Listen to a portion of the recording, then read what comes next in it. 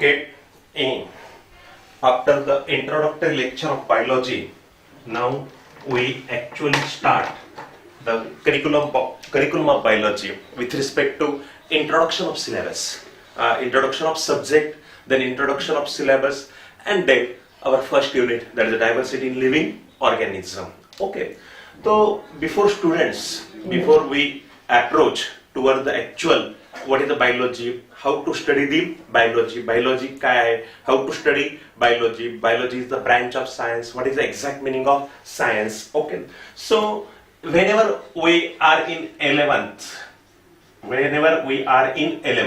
आपण म्हणतो की आपण बाहेर कुठे गेलो की विचारतात तुम्हाला किंवा तुम्ही 11th ला कुठली स्ट्रीम घेतली आहे, तर इन 11th आपण म्हणतो आम्ही सायन्स घेतलंय.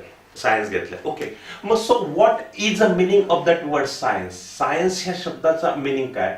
Actually remember this science word is coming from Latin word सायन्सिया.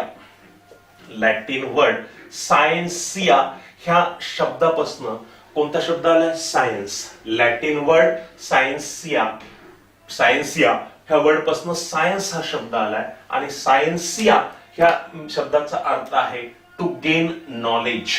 The meaning of that word is to gain knowledge. To gain knowledge or to acquire knowledge. म्हणजे ऍक्च्युअली सायन्स हा word कुठल्या Latin word पासून आलाय, scientia, आणि scientia हा word get converted as a science and word scientia means to gain knowledge और to acquire knowledge. मग कुठलं knowledge, to gain knowledge or to acquire knowledge which based on observation and verified by experiment. म्हणजे अशा सगळ्या प्रकारचं knowledge which is based on observation of natural phenomena which happen around us and verified by experiment. म्हणजे knowledge not only based on observation, the various types of observations are there, external, internal, direct, indirect. There are so many types of observation of natural phenomenon which happen around us, and not only observation but also the verification of that observation by a scientific experiment needs verify झाले ते जे knowledge आहे त्या नॉलेजला आपण सायन्स म्हणतो. म्हणजे in short आपण एक कमेंट देऊ शकतो किंवा एक गोष्ट कन्क्लूड करू शकतो. In short what is a science, what is the science is a pursuit of truth.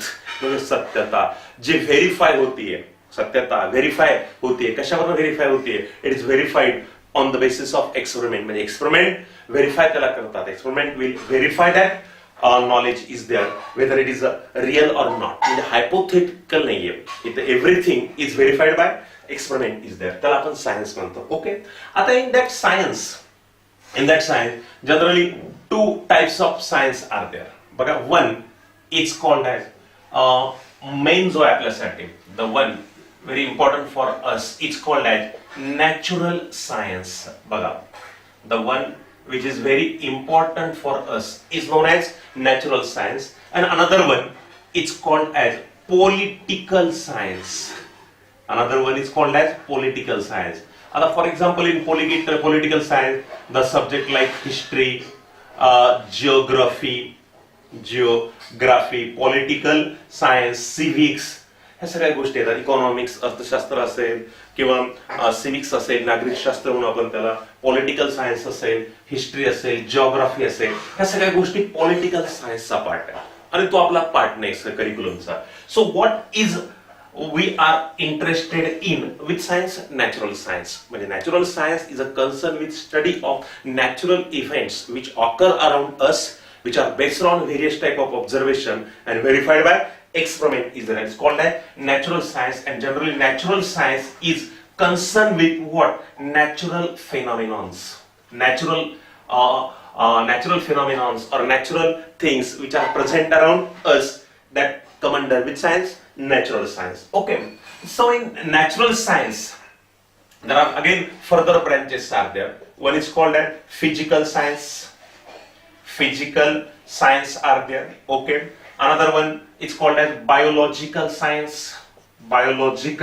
science is there. Okay, आता फॉर एक्झाम्पल फिजिकल सायन्सेस मध्ये कुठले सब्जेक्ट की फॉर एक्झाम्पल फिजिक्स असेल, मॅथमॅटिक्स असतील, all this part are come under which sciences? Physical sciences असेल, geology असेल, rocks, the study of rock and soil is known as the what? Geology. ह्या सगळ्या गोष्टी कोणत्या सायन्स मध्ये येतील? फिजिकल सायन्सेस मध्ये येतील. ओके, म्हणजे मोस्टली आपण कन्क्लूड करू शकतो की physical science are concern with the natural events with respect to abiotic condition किंवा abiotic factors. With respect to abiotic factors are there, come under which category? Physical sciences are there. And whenever it come to biological sciences, it may include chemical sciences. The subject like chemistry is there, जो असा intermediate होऊ शकतो, there is a chemistry is there. And when it come to pure biological sciences are there, आपण example घेऊ शकतो our favorite subject, that is called as biology. Our favorite subject is called as biology. म्हणजे mostly physical sciences are concerned with abiotic factors of nature, natural events with respect to abiotic factor, and biological sciences are concerned with natural event with respect to which factor? Biotic factors are there. That means in science we are the student of which science? Natural science. आपण natural सायन्सचे विद्यार्थी आहोत. We are not in the students of सामाजिक शास्त्र म्हणतो आपण त्याला. Social सायन्सेसचे विद्यार्थी आहेत का आपण? नाही. We are the student of natural science, आणि in natural science we start to learning which science is there? Biological science. And biological science include the subject that is called as biology. And biology has various sub branches, and that sub branches and again sub branches are there. म्हणजे biology हा एक tree आहे, and that tree, जसं treeला, the tree has many branches has many leaves. Likewise biology is a tree and has various branches and various sub branches are there. Okay, so what is important to us? जर आपल्याला विचारलं कोणी किंवा आपण 11 science घेतो, हे basic आहे. ठीक आहे, तुम्ही नीट कराल, जेई कराल किंवा अजून कुठल्याही कॉम्पिटिटिव्ह एक्झाम कडे जाल, तो फॉरवर्ड पार्ट झाला, पुढचा पार्ट झाला. पण when it come to actual process, ज्यावेळेस तुम्ही ऍक्च्युअल प्रोसेस मध्ये इन्व्हॉल्व होता, ऍट दॅट टाइम थोडं एक स्टेप बिहाइंड या, विचार करा आणि पुढे चला. किंवा yes, I am the student of science, me 11 science हा कोर्स घेतलाय. बरेच जण म्हणतील की मी आर्ट स्ट्रीमला जातोय, कोणी कॉमर्स स्ट्रीमला जातील. ओके, तर तू you are taking admission for science stream. So what is the meaning of science? किंवा science हा word कसा आला? The science word is coming from, based on which Latin word? Scientia. And scientia means to gain knowledge, which is based on observation and verified by experiment. So in short, what is our conclusion? Science is a pursuit of truth. म्हणजे science हे दुसरं तिसरं काही नसून truth, reality आहे. That reality which is based on experiments are there. So in science we are interested in which science? Natural science. And natural science concerned with which phenomenon? Natural phenomenon. Natural science is concerned with natural phenomenon which happen around us, as a physical science and biological science. And in biological science we are interested in which subject? Biology. Biological science मध्ये आपण biology ह्या subject कडे जाऊ. तुमच्या लक्षात आलं असेल, in science, natural science, and in natural science we are interested in which science? Biological science is there. आपण biological science चा स्टडी करणार आहोत. Okay, now we are entering to our favorite word, your favorite subject, that is called as biology. Biology कडे जाऊ आपण. We enter towards our actual subject called as biology. Okay, so all of you know right from your 5th standard, or आजकाल ICSE, CBSE pattern मध्ये first standard पासूनच all of you get idea about your surrounding or environment. You know, environment or surrounding. And in environment, you commonly see there are two factors are there. One is called as abiotic factor. And another one is a biotic factor. हे दोन तुम्हाला माहित आहेत. That environment has two types of factors surrounding, abiotic and biotic. Okay, abiotic मध्ये total non-living things येतील.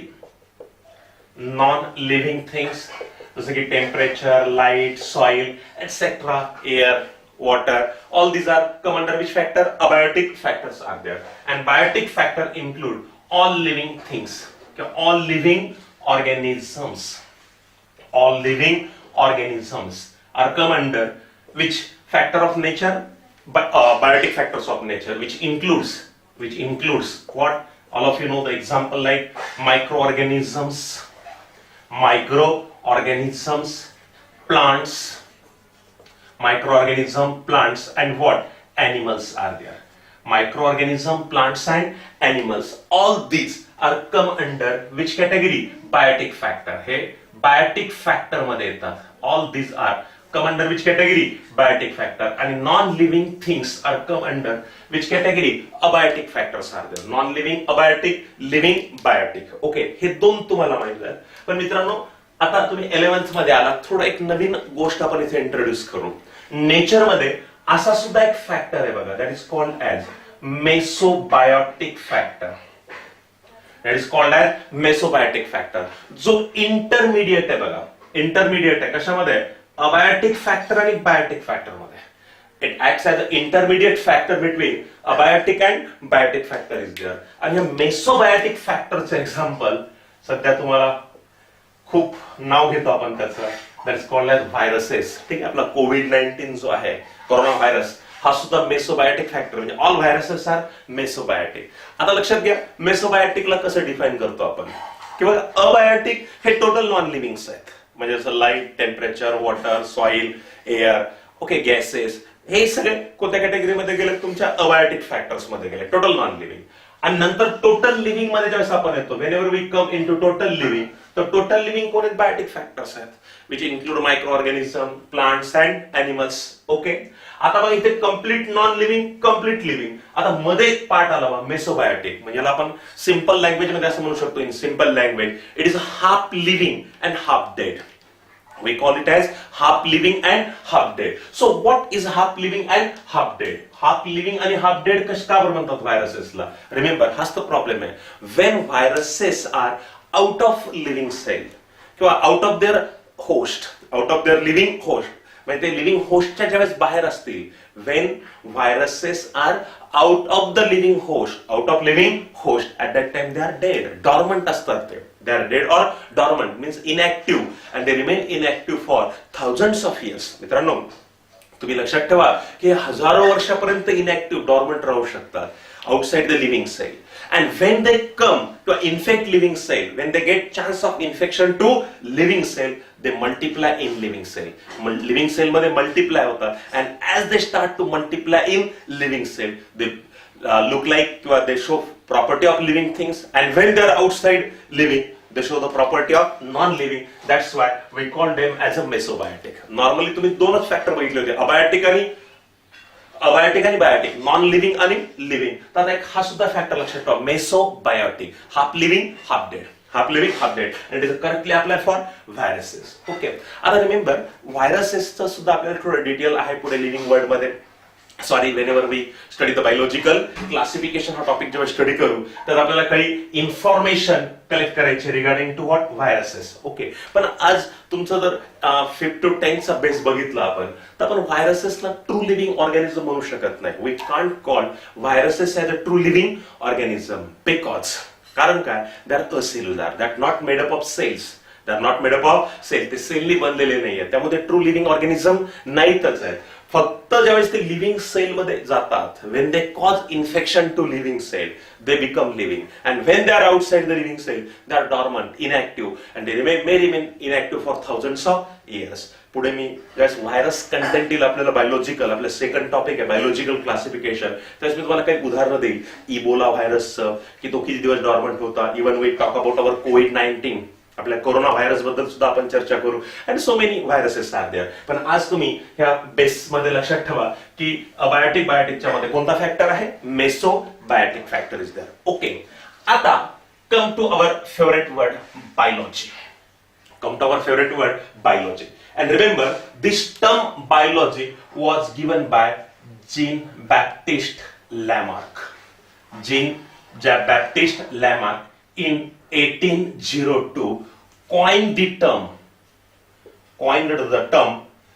Which term? Biology. Biology हा शब्द त्यांनी दिलाय. याच्या आधी बायोलॉगी हा शब्द ट्रिव्हायरनस नावाच्या सायंटिस्टने यूज केला होता. बायोलॉगी ऍक्च्युअली हा लॅटिन वर्ड आहे, and same Latin word is get converted into which word? GK. GK म्हणजे कोणता word? Greek word. By Lamarck, आणि लॅमार्कनी बायोलॉजी वर्डला कशामध्ये कन्वर्ट केलं? बायोलॉजी. अँड रिमेंबर, हा बायोलॉजी जो वर्ड आहे आपल्या समोर, this biology is a Greek word. Remember, this biology is a which word? Greek word. याच्यावर आपण चर्चा करणार आहोत. व्हाय इन बायोलॉजी ग्रीक और लॅटिन वर्ड्स आर यूज्ड. एक जनरल चर्चा करू आपण. पण बायोलॉजी हा वर्ड ग्रीक वर्ड आहे, आणि हा ग्रीक वर्ड दोन ग्रीक वर्ड पासून बनलेला आहे. Greek word bios, bios, bios म्हणजे लिव्हिंग और लाइफ, लाइफ, आणि दुसरा शब्द आहे logos. Logos means what? To study और टू डिस्कोर्स. टू स्टडी और डिस्कोर्स म्हणजे टू स्टडी द लाइफ और to study the living organism is the actual meaning of biology. Is the actual meaning of biology is there. म्हणजे bios and logos, these are the two words. This is the prefix and this is the suffix. म्हणजे Greek word is made up of two words are there, prefix and suffix. First part ला काय म्हणतात? Prefix. Second part is suffix. इथं prefix कोण आहे? Bio, bios, आणि suffix कोण आहे? Logos. So bios and logos become biology. So what is the bios? Bios is a living. Living means what? Life, and logos means to study. आता याच्या पुढे तुम्हाला मॉर्फॉलॉजी, अॅनाटॉमी, लॉजी शब्द आला इथून पुढे बायोलॉजी मध्ये. Whenever you see the suffix logy, suffix काय? Logy means to study. To study, okay, to study the living organism is the actual meaning of biology, and this word biology was given by Lamarck, Jean Baptiste Lamarck. ज्यांनी इव्होल्युशनची theory आहे, लॅमार्किझम हा शब्द ऐकला असेल तुम्ही 8, 9, 10 ला कुठेतरी. He first time coined the term. He was the scientist. He coined the term biology is there. Biology to biology म्हणजे बायोलॉजीला बायोलॉजी मध्ये कन्वर्ट केलं. ऍक्च्युअली बायोलॉजी सुरुवात फ्रेंच वर्डनी झाली, नंतर ते लॅटिन झाला, नंतर परत कोणता वर्ड झाला? Greek word. ही त्याची हिस्ट्री आहे, आपल्याला त्यात जायचं नाहीये की how that word is arises. That historical part आपल्याला बघायचं नाही. तुम्ही तुमच्या लक्षात ठेवण्यासाठी बेसमध्ये तुमच्या कन्सेप्शल बेसिक पार्ट मध्ये एवढंच लक्षात ठेवा की Lamarck coined the word biology is there, and biology is a Greek word made up of two words, bios and logos, and its a simple meaning काय होतो?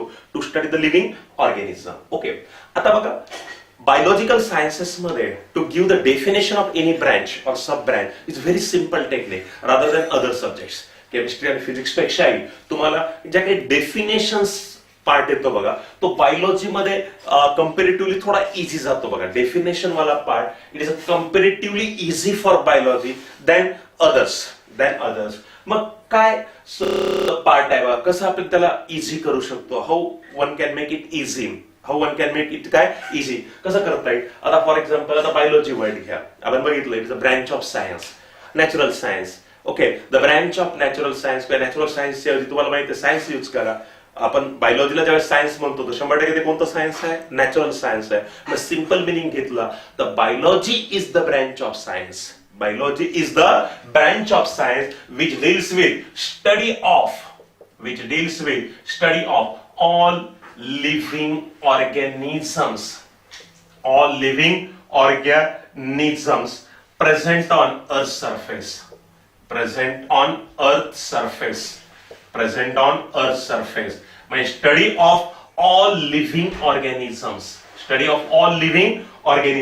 present on Earth surface, and study of all living organism on Earth surface. त्यांचा जो study आहे त्या स्टडीला काय म्हणतात? Biology.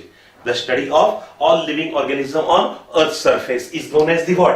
Biology is there. किती सिंपल डेफिनेशन आहे. द ब्रँच ऑफ सायन्स और नॅचरल सायन्स म्हणा which deals with study of all living organism. आणि ऑल लिव्हिंग ऑर्गॅनिझमचे जर एक्झाम्पल घेतले तर ऑल लिव्हिंग ऑर्गॅनिझम्स कोणते आहेत? What are the examples of all living organisms? The examples of all living organisms are microorganisms, plants and animals. मग तुम्ही असे म्हणू शकता the branch of science which deals with study of microorganisms, study of plants, study of animals is come under a big branch called as biology is there. Okay, and nowadays for biology new term is used. New term as a what? Life science. एक broad sense ने आजकाल बायोलॉजीला एका broad branch मध्ये टाकलेलं is called life sciences. काय म्हणतात त्याला? Life sciences. सगळं आहे, plants, animal, micro organism. In fact तुम्ही काही मोठमोठ्या युनिव्हर्सिटीज बघितल्या विथ इन इंडिया और अब्रॉड तर तुम्हाला तिथं अशा काही विंग्स असतात बघा. त्या विंग्सला असं डिफाईन केलं असं school of life sciences, school of life sciences किंवा डिपार्टमेंट्स ऑफ लाईफ सायन्सेस. मग तिथे सगळे बायोलॉजीशी रिलेटेड म्हणजे लिव्हिंग ऑर्गॅनिझम. आता बायोलॉजी म्हणजे बायोस म्हणजे लाईफ होतं, लिव्हिंग होतं. बायोस म्हणजे काय, life or living, life or living. पण लाईफ सायन्स हा शब्द येतो थोडा ब्रॉड सेन्स मध्ये. दोघांचा अर्थ सारखाच आहे, सिनोनायमसच आहे, पण हा थोडासा असं वाटतं की सिंपल, म्हणजे आपण त्याला काय म्हणतो की एक नॅरो इन्फॉर्मेशन प्रोव्हाइड करतो हा वर्ड. ठीक आहे, तो आपण ब्रॉड घेतो ती गोष्ट वेगळी आहे. पण ज्यावेळेस आपण दोन्ही वर्डची कंपॅरिझन करतो, दोन्ही वर्ड सेम आहेत, मिनिंग दोघांचा सेम आहे, पण लाईफ सायन्स हा शब्द थोडा ब्रॉड सेन्स यूज केला गेलेला आहे. त्यामुळे now days in many places biology is the word biology is replaced by which word? Life science is there. त्यामुळे तुम्हाला विचारलं new term user for biology is what? Life science. पण नाव commonly तुम्ही 11-12 चा विचार केला तर आपण कुठला वर्ड यूज करतो? Biology, which is contributed by Lamarck. आणि biology means study of all living organism present on earth surface. All living organism present on the earth surface. Okay, हा झाला आपला biology. As a branch of which science? Natural science. Greek word prefix, suffix. Prefix आणि काय? Suffix. Okay, आता मित्रांनो एक साधारणपणे बायोलॉजीमध्ये आपण ज्या टाइम पिरियडचा विचार करतो, आता तुम्हाला काही बेसिक गोष्टी सांगतो मी की स्टडी ऍक्च्युअल चालू करण्यासाठी, की आपल्याला असा शब्द येतो बीसी. बीसी, काही गोष्टी बीसी येतात आणि काही गोष्टी एडी म्हणजे आफ्टर डिकेड्स येतात.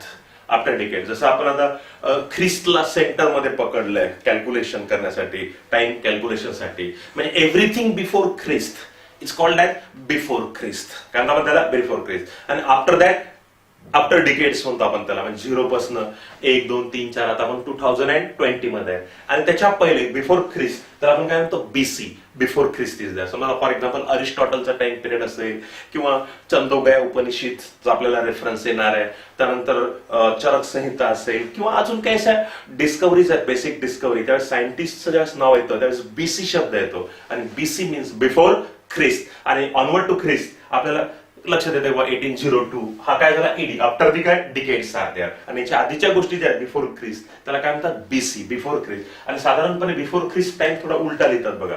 एखादी गोष्ट 5000 बीसी ला सापडली म्हणजे याचा अर्थ ख्रिस्तच्या पहिले 5000, मग तिला कसं लिहितात? 5000 बीसी टू 100 बीसी असं कन्सिडर करा. 5000 टू 100 म्हणजे 5000 पासून तो कुठपर्यंत? 100. म्हणजे बिफोर ख्रिस्त टाइम पिरियड हा कसा असतो?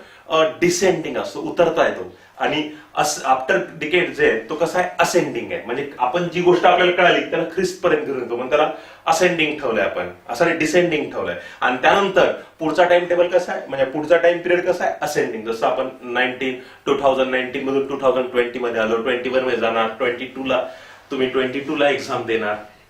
Suppose you are giving examination in 2022 is there, म्हणजे तो वाढत जातो आणि बिफोर ख्रिस्ट टाइम कमी कमी होत जातो. जिथे आपल्याला एखादी गोष्ट कळाली आहे टाइम पिरियड, त्या टाइम पिरियडला खाली घेऊन यायचं आहे, म्हणजे आपल्या मेन स्ट्रीम कडे घेऊन यायचं आहे. त्यामुळे बिफोर ख्रिस्ट टाइम हा जनरली डिसेंडिंग लिहितात आणि आफ्टर डिकेड कसा लिहितात? असेंडिंग. हा सुद्धा पाठ तुम्हाला लक्षात ठेवायचा आहे when we are learning your content is there. Okay, त्यानंतर बघा अजून याच्यात थोडं एक डिस्कशन घेऊ आपण की बायोलॉजीमध्ये बरेचसे ग्रीक किंवा लॅटिन वर्ड युज होतात बघा. Greek or Latin words are there. Latin word किंवा टर्मिनॉलॉजी जे आहे, टर्मिनॉलॉजी और वर्ड जे आहेत हे ग्रीक किंवा लॅटिन आहेत. ग्रीक किंवा लॅटिन आहे. मग आता बऱ्याचशा मुलांना आपण विचारलं समजा की किंवा ज्यांचं बायोलॉजी नाही आहे, जे मॅथमॅटिक्स मध्ये इंटरेस्टेड आहे किंवा ज्यांना बायोलॉजिकल सायन्सेस करायचं नाही, अशा विद्यार्थ्यांना आपण विचारलं अरे बाबा तुला बायोलॉजीत काय इंटरेस्ट येत नाही, तो एक कॉमन म्हणतो की सर मुझे वो टर्मिनोलॉजी बहुत हार्ड जाते हैं, वो बॉटनिकल नेम, जोलॉजिकल नेम, वो जो साइंटिफिक नॉमेनक्लेचर है वो थोड़ा हार्ड है लर्न करने के लिए और थोड़ी सी अलग सी टर्मिनोलॉजी है, दैट्स व्हाई मुझे उसमें इंटरेस्ट नहीं आता, इसलिए आई कांट लाइक बायोलॉजी. ऐसा नहीं होता कि अगर आपको टर्मिनोलॉजी में इंटरेस्ट है और आपको सब्जेक्ट पसंद है, ऐसा नहीं हो सकता. लेकिन मैं आपको बताता हूं कि ये जो टर्मिनोलॉजी है, ग्रीक वर्ड्स और लैटिन वर्ड, एक अपॉर्चुनिटी प्रोवाइड करती है. Particularly the Greek word, most commonly in biology the Greek words are used and Greek words are made up of two combination, prefix and suffix. अगर आपने prefix और suffix को analysis किया, prefix word का meaning क्या है और suffix word का मीनिंग क्या है, और दोनों का मीनिंग अगर क्लब कर दिया तो आपको उस पार्ट के बारे में, उस प्लांट के बारे में, उस एनिमल के बारे में कंप्लीट इंफॉर्मेशन, कंप्लीट नहीं बोल सकता हूं मैं, लेकिन एक बेसिक इंफॉर्मेशन मिल जाती है. बेसिक इंफॉर्मेशन मिल जाती है. That is the what we call that is the Greek word terminology. For example, देखो हमारा scientific name human being का Homo sapiens sapiens है. Our scientific name is Homo sapiens sapiens. So what is a Homo? Homo means humans, man, and sapiens means wise. No doubt at all, men are wise, humans are wise. That's why what is the scientific name? Homo sapiens. Homo sapien. म्हणजे तुम्ही बायोलॉजीच्या टर्मला जर व्यवस्थित analysis केलं तर तुमच्या बऱ्याचशा गोष्टी clear होऊन जातात. त्यामुळे बायोलॉजी जर टर्मिनॉलॉजी जर अनालिसिस करायला तुम्हाला आला तर हा सब्जेक्ट याच्यासारखा सोपा सब्जेक्टच कुठला नाही. No other subject of science is very easy than biology. फक्त तुम्हाला थोडासा ग्रीक वर्ड्स कडे टर्मिनॉलॉजीच्या अनालिसिस कडे तुमचा जो आपण त्याला काय म्हणतो फोकस आहे थोडासा वाढवा लागेल. आणि एकदा तुम्हाला तो टेम्पो जमला की तो ट्रॅक तुम्ही कॅच केला समजा अनालिसिसचा प्रिफिक्स सफिक्स वर्डचा, definitely it become one of the easiest subject. तो सगळ्यात सोपा सब्जेक्ट होऊन जातो. ओके, आता you may ask the question sir why in biology में ग्रीक और लैटिन वर्ड ही क्यों यूज करते हैं, दूसरे वर्ड क्यों नहीं यूज किए? There are others languages are also there, why Greek और लैटिन इज देयर? मैं इसको थोड़ा ऑफ रिकॉर्ड आपको एक बताता हूं कि देखिए कि बायोलॉजी के जो बेसिक इन्वेंशंस है, the basic inventions of biology are mostly from Europe, mostly from European countries from in 18th century, 17th and 18th century. जो बेसिक बायोलॉजी है तो mostly in 18th century biology से related, जैसे कि microscope हो, cell है, सेलुला सबसे सेल वर्ड आ गया, टिश्यू, ये जो बेसिक डिस्कवरीज है बायोलॉजी से रिलेटेड ही जो बेसिक discoveries है, all these basic discoveries are mostly from European country. And at that time in European country, Greek language was used. At that time in European country, which language is a most commonly preferred language? Greek language most commonly preferred केले जात होती. At that time in Greek is there. Okay. So जो basic literature आहे मग आपलं बायोलॉजीचं किंवा जे basic जो इन्फॉर्मेशन आहे बायोलॉजीची ही मोस्टली ग्रीक मध्ये अवेलेबल आहे. त्यामुळे आपण ग्रीक वर्ड कॅरी केलेले आहेत. हा एक त्यामागचं कारण आहे. नंबर 2 की चला ठीक आहे बेसिक आहे म्हणून आपण त्याला यूज केलं. Number 2 nowadays Greek language is a dead language. Greek ही डेड लँग्वेज आहे. It is never used in any part. असं समजा आपल्याकडे संस्कृत लँग्वेज म्हणतो आपण भारताची, कोणी बोलतं का संस्कृत मध्ये? ठीक आहे आपण ते 10th 12th ला घेतो, मॅक्सिमम मार्क मिळतात, म्हणून असं संस्कृत बोलायचं म्हणून संस्कृत घेतो का आपण? नाहीये. म्हणजे आज ही डेड लँग्वेज आहे त्यामुळे कुठे क्लासेस व्हायचं काम नाही. Number 3 the no grammatical barrier for Greek language. Greek language साठी कुठलेच ग्रॅमॅटिकल बॅरियर नसतात. त्याचे फार मोठे ग्रॅमॅटिकल बॅरियर फार हार्ड, कारण कुठलंही लिटरेचर स्टडी करत असताना सगळ्यात महत्वाची अडचण जी आहे ते कोणतं ग्रॅमॅटिकल पार्ट्स येतात. Grammatical part provide the strong barrier in the study of any language. म्हणजे ज्याचं ग्रॅमर चांगलं आहे त्याची ती लँग्वेज चांगली आहे. ओके, मग इथं ग्रॅमॅटिकल बॅरियर नाही. It is a very simple language. And remember, every Greek word is made up of combination of 2 words, prefix and suffix. Bios, morphology, morphilogos, zoology, zoologos, botany, botan and logos. म्हणजे इथे तुम्हाला शिकायचं प्रत्येक Greek word हा 2 word ने बनलाय, prefix आणि suffix. आणि प्रिफिक्स सफिक्सला अनालिसिस केलं तर तुम्हाला सिंपल मिनिंग त्या टर्मचं अंडरस्टँड होतं. म्हणजे every Greek word is made up of combination of 2 word. Analysis करा, तुम्हाला खूप सोपं जाईल. It become very simple to you. Okay, त्यामुळे आणि आज ग्रीक वर्ड मुळे बायोलॉजीच्या टर्मिनॉलॉजी अदर लँग्वेज पासून थोड्या वेगळ्या झाल्या. म्हणजे त्या थोड्या isolated. Biology, zoology, botany, microbiology, morphology, anatomy, physiology, metabolism हे वर्ड आपण फक्त आणि फक्त कोणासाठी यूज करतो? Biology. And that make different म्हणजे that differentiate biology from other branches are there. That's why due to old language, dead language, simple language, basic invention from the basic information is from that language, we use Greek terminology mostly in biology. But some Latin terminology we also adapt. The older the Latin terminology ला सुद्धा आपण काय केलेलं आहे? adapt केलेलं आहे. पण mostly biology मधल्या टर्मिनॉलॉजी कशा? Greek terminology. ओके, मी तुम्हाला एक 25 तारखेला एक हे देतो बघा, एक पीडीएफ प्रोव्हाइड करतो बघा. ह्या पीडीएफ मध्ये असे खूप मोठे नेम्स आहेत बघा की बायोलॉजीचे इसोफॅगस आहे आपलं ऑर्गन, इसोफॅगस असेल, इपिडर्मिस, एंडोडर्मिस, एक्टोपॅरासाइट, एंडोपॅरासाइट. मग यातले जे वर्ड्स आहेत ग्रीक वर्ड्स आहेत त्या ग्रीक वर्डचे तुम्हाला प्रिफिक्स आणि सफिक्स दिलेले आहेत. प्रिफिक्स आणि सफिक्स आणि त्याचा मिनिंग दिलेला आहे. म्हणजे आता तुम्ही ज्यावेळेस बायोलॉजी वाचायला सुरुवात कराल Wien you start the reading of biology तुम्हाला असा कुठला शब्द आला की ती आपली डिक्शनरी काढायची, मी दिलेले 3 पेजेसचा पीडीएफ काढायचं आणि मिनिंग घ्यायचा त्याचा, आणि लगेच तो मिनिंग पुस्तकात लिहून टाका किंवा तुमच्या नोटबुक मध्ये लिहून टाका आणि त्याला वाचत राहा आणि हळूहळू तुमच्या लक्षात येईल की हे सगळ्या गोष्टी तुम्हाला आपोआप जमायला लागलेल्या आहे. म्हणजे एक स्किल तुम्हाला डेव्हलप करायचं आहे to analysis the terms which are mostly in Greek और in Latin language is there. आणि इनफॅक्ट बायोलॉजीज हा ग्रीक वर्ड आहे. बायोलॉजीज हा काय ग्रीक वर्ड आहे which include study of all living organism present on earth surface is there. Okay, म्हणजे आज आपण बायोलॉजी शब्द कोणी दिला बघितला, कशाने बनला बघितला, त्यानंतर आपण नवीन फॅक्टर एक ऍड केला नेचरमध्ये, कोणता आहेच आहे पण तुम्हाला माहितीसाठी तुमच्या नॉलेजमध्ये भर टाकली, कोणता फॅक्टर, मेसोबायोटिक फॅक्टर. टाइम पिरियड्स बघितले बायोलॉजीमध्ये आपण बीसी आणि एडी टाइम पिरियड यूज करणार आहे. टर्मिनॉलॉजीच्या पाठीमागचं कारण बघितलं, what is history behind Greek, आणि ग्रीक टर्मिनॉलॉजी मध्ये 2 शब्द प्रिफिक्स आणि सफिक्स अनालिसिस. तुम्हाला एक पीडीएफ प्रोव्हाइड करतो, Wien ever you see any word त्या पीडीएफ काढा, त्यात तुम्हाला बऱ्याचशा शब्दाचे अर्थ मिळून जातील आणि त्याला टेक्स्टबुक मध्ये किंवा नोटबुक मध्ये राईट करा. तुमचं अंडरस्टँडिंग, कन्सेप्च्युअल अंडरस्टँडिंग काय होईल, इन्क्रीज होईल. Okay, so what is the definition of biology? The branch of science which deals with study of all living organism, that is micro organism, plants, animals on earth surface is known as the what, biology is there. Okay, आणि अजून एक नवीन part तुम्हाला तुमच्या vocabulary म्हणजे concept मध्ये add करायचा, कन्सेप्शियल Windows मध्ये as a knowledge cloud, father of biology. Okay, इथं सुद्धा आपल्याला असे बरेचसे क्वेश्चन येतात बघा. फादर म्हणजे कोणाला माहिती, फादर तुम्हाला मदर नाही का, पण फादर हा कन्सेप्ट आहे. आता आपली प्रत्येक ब्रँच, आता आपल्या सगळ्या ब्रँच ज्या आहेत बायोलॉजीच्या ह्या शॉर्ट मध्ये स्टडी करायच्या, बेसिक इन्फॉर्मेशन. आता सुरुवात करत असताना father of biology, father of botany, father of zoology, father of micro biology, father of morphology, father of anatomy, histology, genetics.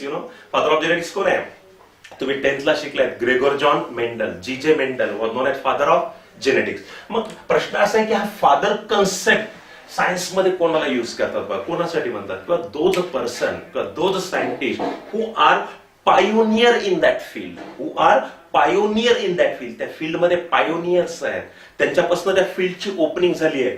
They are pioneer और they are first person from where that field was begin, that person are said to be father of that particular brand. And remember that Aristotle, a Greek naturalist, he was a Greek naturalist, Greek naturalist who firstly start the living organism, who was the first person who first start study of living organism with respect to science. That's why that Aristotle was known as father of biology.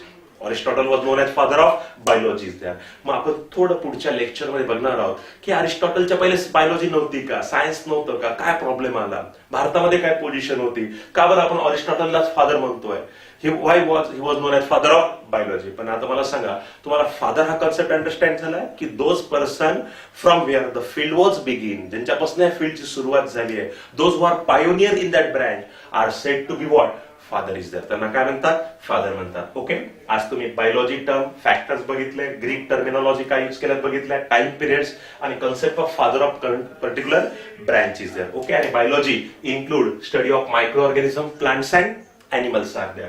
पुढे आपण अरिस्टॉटलचं contribution बघू and then we go for sub branches of biology, बायोलॉजीच्या काही sub branches बघू. Okay, thank you.